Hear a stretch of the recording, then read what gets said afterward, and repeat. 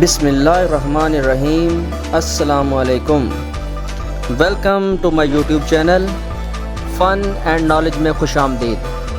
امید کرتا ہوں آپ سب خیریت سے ہوں گے۔ آج ہم بات کرنے جا رہے ہیں ایک ایسے ملک کی جو ملک نہ شہرت کا طالب ہے اور جو نہ زیادہ خبروں میں آتا ہے۔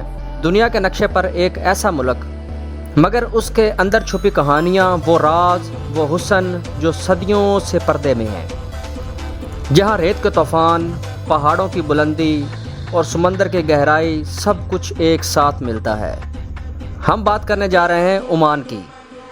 عمان ایک ایسا ملک ہے جس کی تاریخ 5000 سال پرانی ہے۔ یہ سرزمین سام بن نوح کی اولاد کے قبضے میں رہی، جہاں عاد اور سمود جیسی قومیں آباد تھیں۔ یہی وہ علاقہ ہے جہاں کہا جاتا ہے کہ شداد نامی بادشاہ نے جنت جیسا شہر ارم ذات العماد تعمیر کیا تھا، مگر غرور نے اسے برباد کر دیا اور شہر ریت میں دفن ہو گیا۔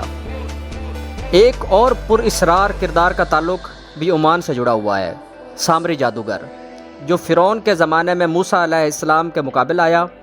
کہا جاتا ہے کہ وہ عمان کی پہاڑوں میں چھپا رہا اور کالا علم حاصل کرتا رہا۔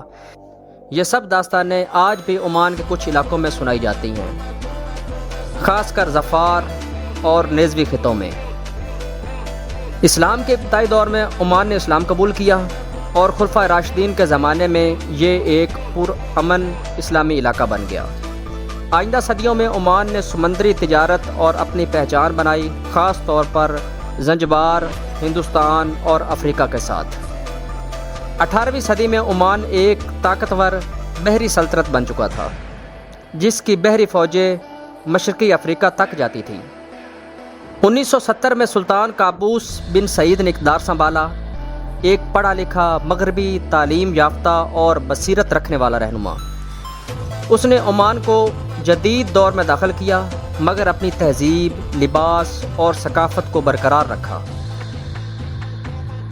نہ فلک بوس عمارتیں، نہ فضول چمک دمک، بلکہ سادگی، صفائی، امن اور فطرت کی خوبصورتی۔ عمان کا کل رقبہ 3,09,500 مربع کلومیٹر ہے۔ آبادی تقریباً 45 لاکھ افراد پر مشتمل ہے۔ اس کی جی ڈی پی تقریباً $100 بلین ہے۔ فی کس آمدنی 22,000 امریکی ڈالر ہے۔ اس کی شرح خواندگی 95% ہے۔ سرکاری مذہب اسلام ہے۔ دارالحکومت مسقط ہے اور اس کی زبان عربی ہے۔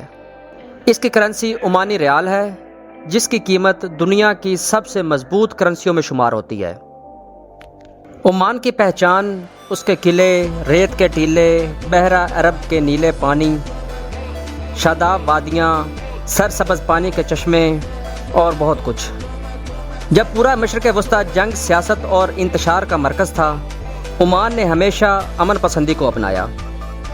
یہی وجہ ہے کہ عمان کو دنیا سفارتی پل کے طور پر دیکھتی ہے، نہ کسی جنگ میں مداخلت اور نہ کسی تنازع کی جانبداری۔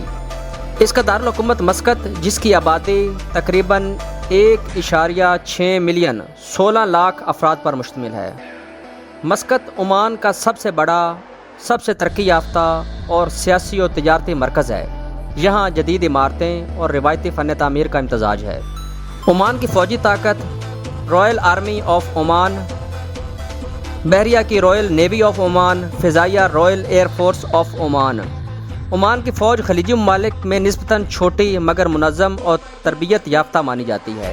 عمان نے خود کو علاقائی تنازعات سے دور رکھا ہوا ہے اور ایک پرامن ریاست کی شناخت رکھتا ہے۔ عمان کی بندرگاہوں کو بہت اہمیت حاصل ہے، جن میں مسقط کی پورٹ، سلطان قابوس پورٹ سیاحتی اور تجارتی لحاظ سے اہم اور کروز شپس یہاں آتی ہیں۔ اس کی پورٹ آف سوہار صنعتی اور تجارتی مرکز اور یہاں ایک بڑی صنعتی زون موجود ہے۔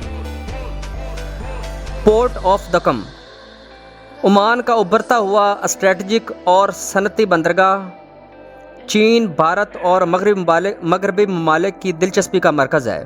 یہاں چین، بھارت اور امریکہ سرمایہ کاری کر رہے ہیں۔ پورٹ آف سلالہ مشرق وسطیٰ کی سب سے مصروف اور جدید بندرگاہوں میں سے ایک ہے۔ یورپ، افریقہ اور ایشیا کے درمیان ایک تجارتی راستہ ہے۔ عمان کا سب سے بڑا international airport Muscat international airport ہے۔ عمان کا سب سے بڑا اور مصروف ترین ہوائی اڈہ ہے۔ عمان کی قومی ایئر لائن عمان ایئر ہے، جس کا ہیڈ کوارٹر مسقط ہے۔ خلیج کی معیاری ایئر لائنز میں شامل ہے۔ عمان کے معاشی ذرائع تیل اور گیس سے ہیں۔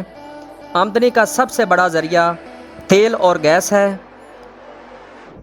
عمان اوپیک کا کارکن نہیں، مگر بڑا تیل پیدا کرنے والا ملک ہے۔ اس کے علاوہ تانبا، سنگ مرمر، کرومائٹ، جپسم، ماہی گیری، سیاحت، صنعتی زونز، یہ سب ذرائع اس کی آمدن کا ذریعہ ہیں۔ عمان کی بے روزگاری کی شرح تقریباً 3 سے 4% ہے۔ دنیا کی سب سے مضبوط کرنسیوں میں شامل ہے۔ چلیں تو ذکر کرتے ہیں سامری جادوگر کا۔ سامری جادوگر قرآن پاک کی سورہ طٰہٰ میں سامری کا ذکر ملتا ہے، جو حضرت موسیٰ علیہ السلام کی قوم کا فرد تھا، مگر سحر و جادو کا ماہر تھا۔ اسی نے ایک سنہرا بچڑا بنایا جسے لوگ پوجنے لگے، اور یوں سامری نے گمراہی پھیلائی۔ لیکن سوال یہ ہے کہ یہ جادو اس نے کہاں سے سیکھا؟ بعض روایات اور عمانی لوگوں کی کہانیوں کے مطابق سامری کئی سال عمان کے پہاڑوں میں روپوش رہا، خاص طور پر ظفار، نیزوی اور جبل الاخضر کے آس پاس۔ وہ یہاں چھپ کر کالا علم سیکھتا رہا اور یہاں کے جادوگروں سے راز حاصل کرتا تھا۔ ظفار کے قریب واقع ایک چھوٹا سا گاؤں جس کو وادی الجن کہا جاتا ہے، جس کا مطلب جنات کی وادی ہے۔ مقامی لوگ کہتے ہیں کہ جب ہوا چلتی ہے تو یہاں عجیب سی سرگوشیاں سنائی دیتی ہیں، جیسے کوئی نام لے کر بلا رہا ہو۔ کبھی کبھی رات کو روشنی نظر آتی ہے، مگر وہاں کوئی چراغ اور کچھ بھی نہیں ہوتا۔ یہ علاقہ عمان کی سب سے زیادہ پر اسرار مقامات میں شامل ہوتا ہے۔ اس کے بعد آتا ہے ذکر شداد کا۔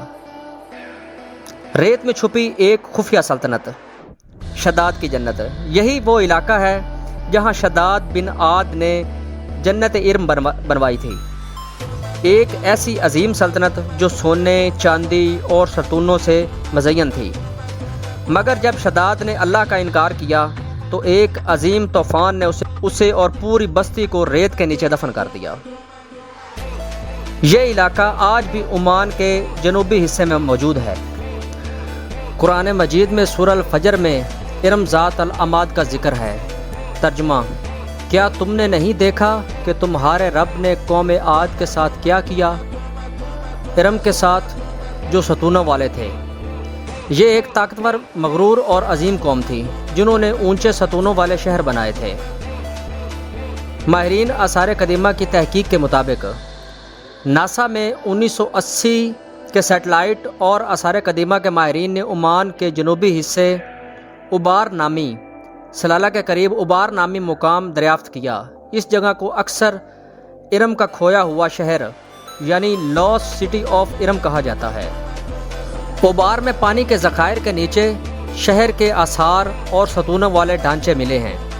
سلطان قابوس جامع مسجد عمان کی سب سے بڑی اور خوبصورت مسجد ہے۔ یہاں کا مرکزی قالین دنیا کے سب سے بڑے ہاتھوں سے بنے قالینوں میں سے ایک ہے۔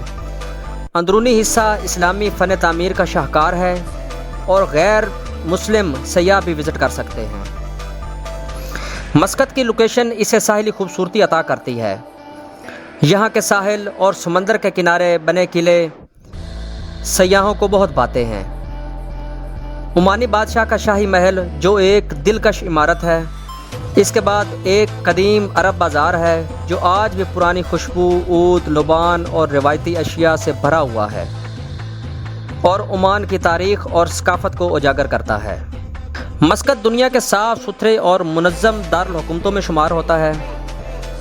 یہاں کی سڑکیں، پارک اور ساحلی راستے بہت خوبصورت انداز میں ڈیزائن کیے گئے ہیں۔ مسقط میں ایک طرف قدیم عرب طرز زندگی ہے، عمارتیں اور روایات موجود ہیں، تو دوسری طرف جدید شاپنگ مالز، ہوٹلز اور کیفے بھی موجود ہیں۔ مسقط عمان کے پرامن شہروں میں سے ایک ہے۔ یہاں کے لوگ نرم گفتار، مہمان نواز اور روایتی لباس اور طرز زندگی سے جڑے ہوئے ہیں۔ عمان کا شہر سلالہ۔ سلالہ کو لبان کا شہر بھی کہا جاتا ہے۔ یہاں کے پہاڑوں میں اگنے والے درخت صدیوں سے دنیا بھر میں مشہور ہیں۔ یہ خوشبودار رال مذہبی رسومات اور ادویات اور خوشبوؤں میں استعمال ہوتی ہے۔ حفا بازار میں لبان کی مہک ہر طرف محسوس ہوتی ہے۔ یہی وہ تاریخی خزانہ ہے جس نے سلالہ کو دنیا بھر میں منفرد مقام دلایا۔ سلالہ میں موجود سلالہ انٹرنیشنل ایئرپورٹ، جہاں خریف کے سیزن میں خصوصی پروازیں چلائی جاتی ہیں۔ شہر میں جدید ہوٹلز، ریزورٹس اور تمام سہولیات موجود ہیں جو اسے سیاحوں کے لیے مکمل آرام دہ بناتے ہیں۔ ریتلے صحرا کے درمیان ایک ایسا شہر جو برستی بارشوں، سبز پہاڑوں، خوشبودار ہواؤں اور مقدس فضاؤں کا مسکن ہے۔ یہ سلطنت عمان کا وہ شہر ہے جو ہر سال گرمیوں میں سبز جنت میں تبدیل ہو جاتا ہے۔ سلالہ کو سب سے خاص بناتا ہے یہاں کا خریف سیزن۔ یہ موسم ہر سال جولائی سے سپتمبر تک آتا ہے۔ جب پوری خلیجی دنیا گرمی میں جھلس رہی ہوتی ہے تب سلالہ پر بارشیں برس رہی ہوتی ہیں۔ پہاڑ دھند میں چھپ جاتے ہیں، سبزیاں اگنے لگتی ہیں اور جھرنے گنگنانے لگتے ہیں۔ یہی وہ جادو ہے جو سلالہ کو عرب کا سوئٹزرلینڈ بناتے ہیں، اور ہر سال ہزاروں سیاح خریف کا لطف اٹھانے یہاں آتے ہیں۔ عمان میں حضرت ایوب علیہ السلام کا مزار، جو صبر کی علامت ہے۔ سلالہ صرف قدرتی حسن ہی نہیں بلکہ روحانی عظمت کا مرکز بھی ہے۔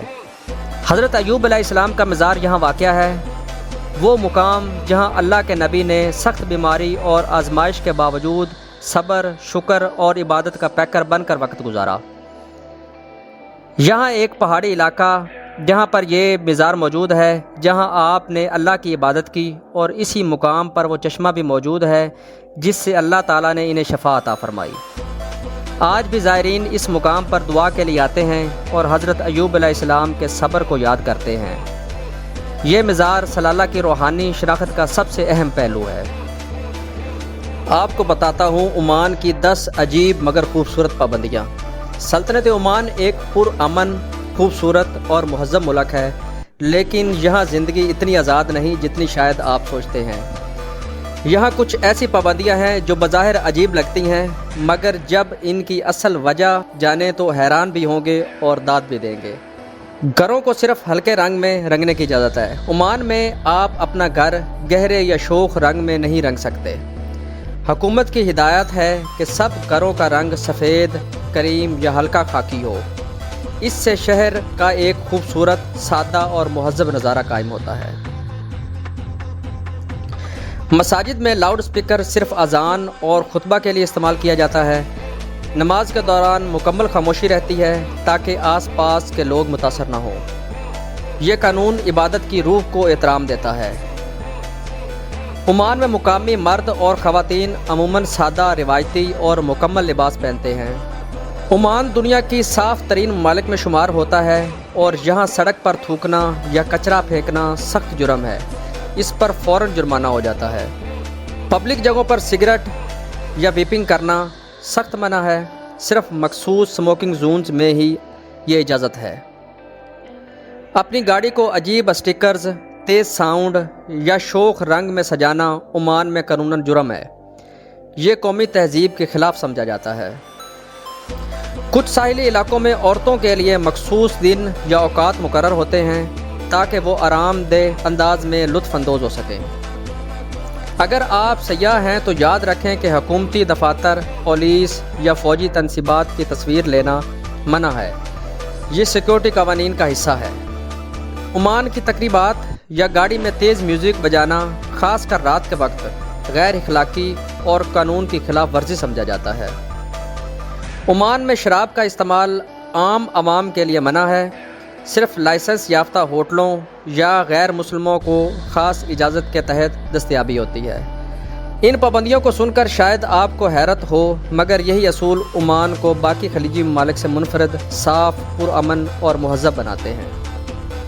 یہاں کی سادگی، اصول پسندی اور روایات مل کر ایک ایسا معاشرہ بناتی ہیں جو جدید بھی ہے اور باوقار بھی۔ یہی ہے سلطنت عمان کا ایک خاص انداز۔ بلوچ اور عمان کا ایک تاریخی رشتہ ہے۔ 18ویں صدی کے آخر میں سلطنت عمان کی سلطانوں کو فوجی طاقت کی ضرورت تھی۔ اس وقت عمان کی فوج میں مقامی لوگوں کی دلچسپی کم تھی کیونکہ فوج میں سختی، تربیت اور قربانی درکار تھی۔ تب عمانی حکمران نے مکران، بلوچستان، پاکستان کا رخ کیا۔ ہزاروں بلوچ نوجوان کو کرائے پر فوجی خدمات کے لیے عمان لے جایا گیا، انہیں عمانی فوج میں شامل کیا گیا اور بہت سو کو اعلیٰ عہدے بھی ملے۔ ان بلوچوں کو مضبوط، بہادر، وفادار اور جنگجو تسلیم کیا جاتا تھا۔ 1970 کی دہائی میں سلطان قابوس نے تخت سنبھالا اور دوفس بغاوت کو دبانے کے لیے فوج مضبوط کی۔ اس موقع پر بھی بلوچی فوجی عمان کے لیے لڑے۔ بعض Baloch police, border security, Royal guards اور خفیہ اداروں میں بھی گئے۔ آج بھی عمان میں ہزاروں کی تعداد میں بلوچ نسل کے لوگ رہتے ہیں۔ کچھ کے پاس عمانی شہریت ہے، کچھ کے پاس رہائشی ویزے۔ ان میں سے کئی عمانی فوج اور پولیس میں کام کرتے ہیں۔ ان کی بڑی تعداد سہار، مسقط، ظفار اور مترا میں آباد ہیں۔ کئی عمانی بلوچ اب بھی بلوچی زبان بولتے ہیں۔ بلوچ کلچر، کھانے، لباس، موسیقی اور روایات آج بھی وہاں کی ثقافت میں شامل ہیں۔ عمان میں بعض مقامیوں کے نام بھی بلوچ نسل سے ملتے ہیں، جیسے بیبگر، نوتانی، رند، گچکی، جمال الدینی وغیرہ۔ عمان کی سرزمین جہاں ہزاروں کلومیٹر دور سے بلوچ نوجوان آئے، نہ صرف بطور سپاہی بلکہ بطور محافظ، بطور جنگجو، بطور وفادار دوست۔ ان نوجوانوں نے عمان کی حفاظت کی، جنگیں لڑیں اور عمان کے دل میں اپنی جگہ بنائی۔ آج بھی عمان کے گلی کوچوں میں بلوچوں کی خوشبو، زبان اور ورثہ زندہ ہے۔ یہ صرف ہجرت کی کہانی نہیں، یہ وفاداری کی، قربانی کی اور اخلاص کی داستان ہے۔ یہ تھی ہماری آج کی ویڈیو عمان پر۔ امید کرتا ہوں آپ کو یہ ویڈیو پسند آئی ہوگی۔ خوش رہیے، دعاؤں میں یاد رکھیے گا۔ اجازت دیجیے، اللہ حافظ۔